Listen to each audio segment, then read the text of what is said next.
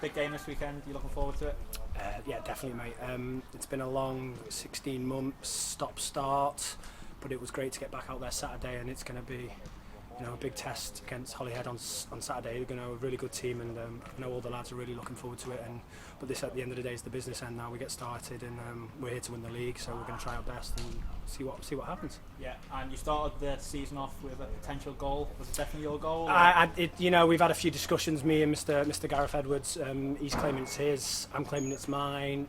I've seen the highlights. It might be an own goal, but yeah, we'll go from there. Yeah, and I'm going to say I did miss my penalty as well, so it's not, as you say, it's not great.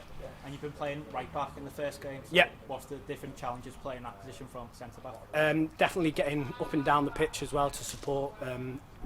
First and foremost, I'm a defender, so I need to try and defend. But I played right back many times before, and it's definitely a challenge, especially in the heat on Saturday. But at the end of the day, I'm there to defend first and foremost, and as you say, try and help attacking wise.